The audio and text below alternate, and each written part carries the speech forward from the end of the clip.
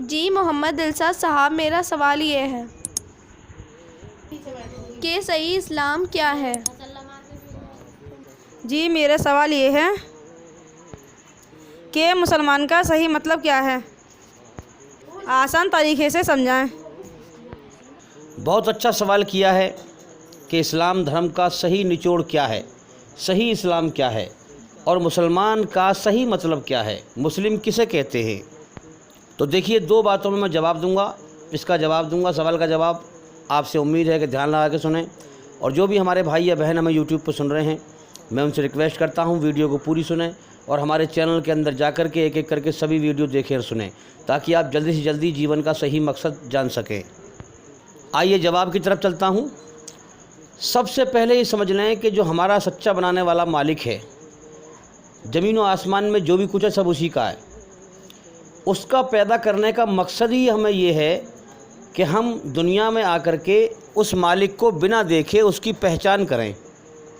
سمجھ میں آ رہی ہے بات؟ پہچان کا اصل مقصد کیا ہے کہ بندہ اپنے بنانے والے مالک کی ہستی کو، اس کی طاقت کو، اس کی قدرت کو، اس کی رحمت کو، اس کی بڑائی کو پہچان لے اور اپنی اوقات پہچان لے کہ مجھے اس نے گندے پانی کے قطرے سے انسان بنایا ہے۔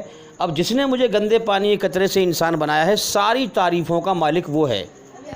دیکھو، پہچان میں بہت ساری چیزیں ہیں، لیکن مین جو پہچان ہے، جو اصل جڑ ہے، بنیاد ہے، وہ پہچان کی یہ ہے کہ اپنے مالک کی بڑائی پہچان لینا اور اپنی اوقات پہچان لینا، اور پھر دھرتی پر اللہ کی تعریف پر راضی ہو کر اپنی اوقات کو پہچان کر کہ میں ایک گندے پانی کا قطرہ ہوں، اور دھرتی پر انسان اکڑ کے نہ چلے، کندھے جھکا کر چلے، اپنے آپ کو گندے پانی کا قطرہ سمجھ کر چلے۔ صحیح مسلمان اسی کو کہتے ہیں، صحیح مسلم اسی کو کہتے ہیں جو اللہ کی پہچان کرتے کرتے کرتے کرتے کرتے کرتے پہچان جائے کہ اللہ کتنا بڑا ہے، سب تعریفوں کا مالک ہے، ساری عزتوں کا مالک ہے، ساری طاقتوں کا مالک ہے، ساری بڑائی کا مالک ہے۔ اللہ ہی جو ہے لا فانی ہیں، کبھی نہ مٹنے والا ہے، سارا جہان فانی ہیں۔ یعنی اللہ کی پہچان میں پہچان ہی یہ ہے کہ اللہ کی تعریف کو پہچان لینا، وہ کتنا بڑا ہے، کتنی طاقت والا ہے، علی کل شیء قدیر، اس کو پہچان لینا اور اپنی اوقات کو پہچان لینا، اور پھر دھرتی پر اکڑ کے نہ چلنا، کندھے جھکا کے چلنا، اللہ کی تعریف پر راضی رہنا۔ اب دیکھیے، قرآن مجید میں اسی بارے میں سنسار کا مالک کیا فرماتا ہے۔ سورہ قصص کے آخری میں آپ پڑھیں اور دیکھیں اس میں کیا فرماتا ہے۔ اعوذ باللہ من الشیطان الرجیم۔ اللہ تعالیٰ فرماتا ہے کہ آخرت کا گھر، یعنی موت کے بعد جنت کا گھر، سورگ کا گھر، یہ تو ہم نے خالص صرف انہی لوگوں کے لیے کیا ہوا ہے جو اس زمین میں اپنی بڑائی نہیں چاہتے، جو اس زمین میں گھمنڈ پر نہیں چلتے، جو اپنی بڑائی نہیں چاہتے، اپنی گردن اونچا کرنا نہیں چاہتے، سر بلندی نہیں چاہتے، اہنکار نہیں دکھاتے، اپنا غلبہ نہیں چاہتے کہ میں اوروں پر چڑھ کے رہوں، میں سب سے اونچا رہوں، جو دل سے اللہ کی تعریف پر راضی ہوتے ہیں اور اپنے آپ کو ویریا، گندگی سمجھ کر دھرتی پر چلتے ہیں کہ میں گندگی سے پیدا ہوا ہوں۔ تعریف اس مالک کے لیے ہے جس نے مجھے گندے پانی کے قطرے سے انسان بنایا ہے، اور اللہ کی دھرتی پر فساد پھیلانے کی نیت بھی نہیں کرتے۔ فساد پھیلانے کے بارے میں، کسی کو تکلیف دینے کے بارے میں سوچتے تک نہیں ہیں۔ موت کے بعد کی زندگی، جنت کا گھر، صرف انہی لوگوں کے لیے ہے جو اپنا دنیا میں دبدبہ اختیار نہیں چاہتے، بادشاہت نہیں چاہتے، کوئی کرسی، کوئی عہدہ نہیں چاہتے کہ میں منتری بن جاؤں، جج بن جاؤں، کلیکٹریٹ بن جاؤں، پردھان منتری بن جاؤں، مکھیہ منتری بن جاؤں، جو ایک سادہ سمپل زندگی گزارتے ہیں۔ اگر اللہ نے ان کو دولت دی بھی ہے تو وہ اپنی بڑائی نہیں دکھاتے، کوئی عہدہ دیا بھی ہے تو اس میں سادہ سمپل انسان بن کے رہتے ہیں، گھمنڈ نہیں کرتے، کسی کو تکلیف نہیں دیتے، اللہ کو راضی کرنے کے لیے اللہ کا ڈر رہتا ہے ان کے اوپر۔ اب آپ سمجھ سکتے ہیں کہ یہ کیفیت انسان کی کب بنے گی؟ جب انسان اللہ کو پہچان لے گا، اور اللہ کی اتنی پہچان کرنے کے لیے آپ سمجھ سکتے ہیں کہ اس کا کتنا گیان حاصل کرنا پڑے گا، اللہ کی کھوج کرنی پڑے گی، بن دیکھے اللہ کی پہچان کرنی پڑے گی، رات دن اللہ کی پہچان میں محنت کرنی پڑے گی، تب جا کر کے انسان اللہ کو ٹھیک سے پہچانے گا اور صحیح ہوش میں آئے گا، اور اس دنیا میں اللہ کی طاقت کو پہچانے گا کہ اس کی بادشاہت چھائی ہوئی ہے۔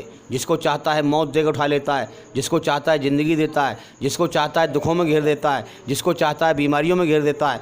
ہاں، پوری کائنات کو چلا رہا ہے، اسی کی بادشاہت چھائی ہوئی ہے۔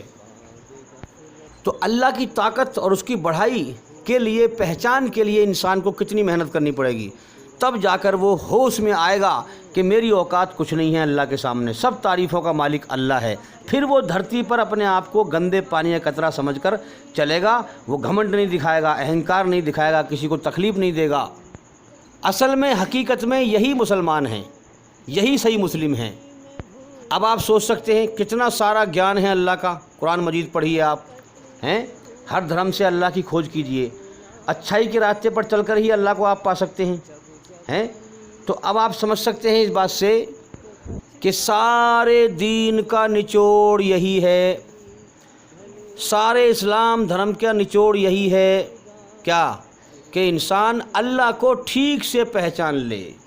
جب انسان اللہ کو ٹھیک سے پہچان لے گا تو پھر دنیا کا سارا نشہ اس کا ختم ہو جائے گا، گھمنڈ کا نشہ، اہنکار کا نشہ، مال کا نشہ، دولت کا نشہ، ہر چیز کا نشہ سب اس کا ختم ہو جائے گا، اور انسان صحیح ہوش میں آئے گا کہ میری جان اللہ کے قبضے میں ہے، جب چاہے مجھے موت دے کے اٹھا لے، اس دنیا کو چھڑوا لے، تو پھر گھمنڈ کیسا ہے؟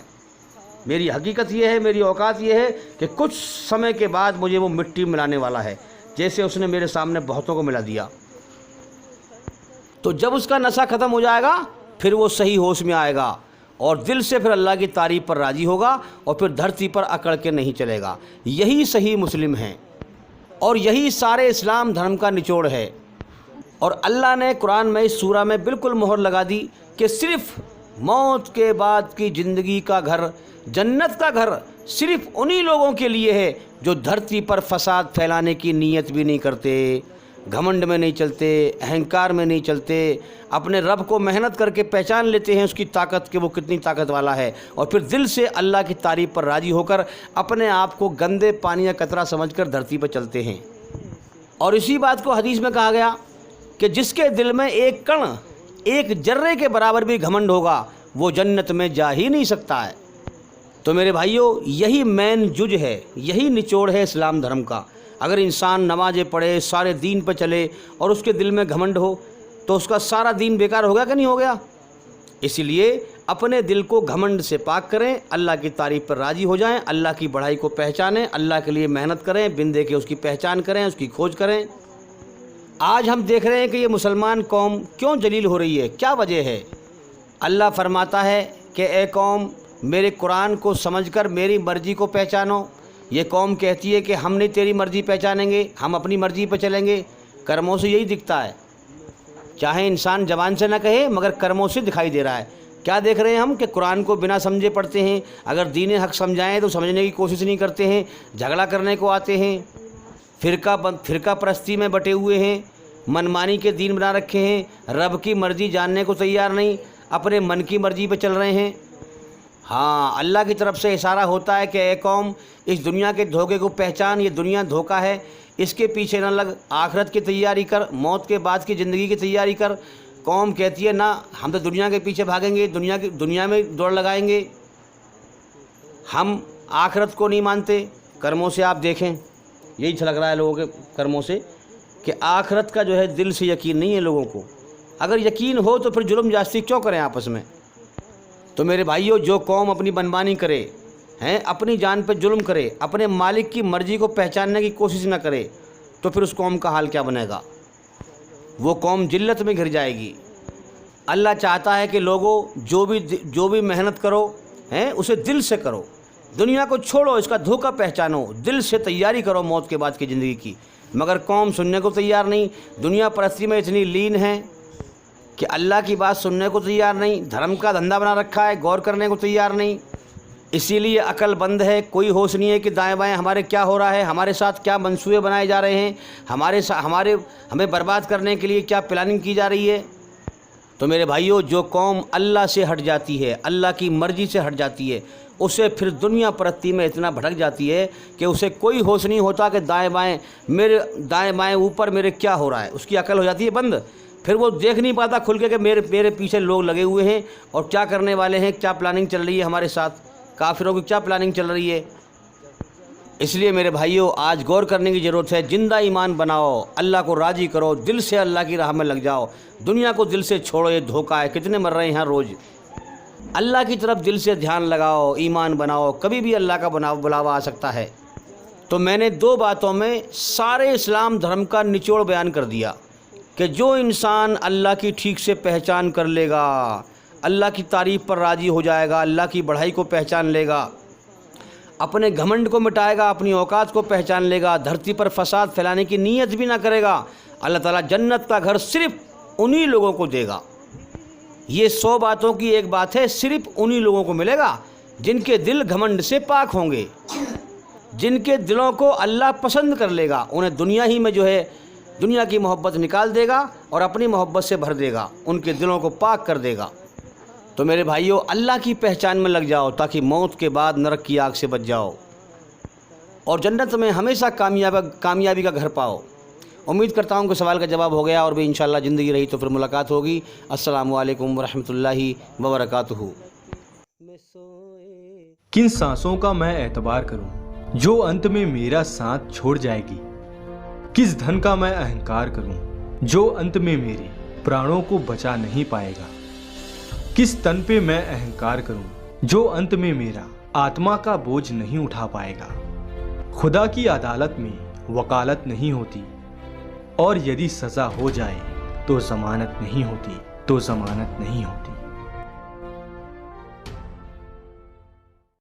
اللہ کے آگے صاف دل سے توبہ کرو، امید ہے کہ وہ تمہارے گناہ تم سے دور کر دے گا اور تم کو جنتوں میں جن کے نیچے نہریں بہہ رہی ہیں داخل کرے گا.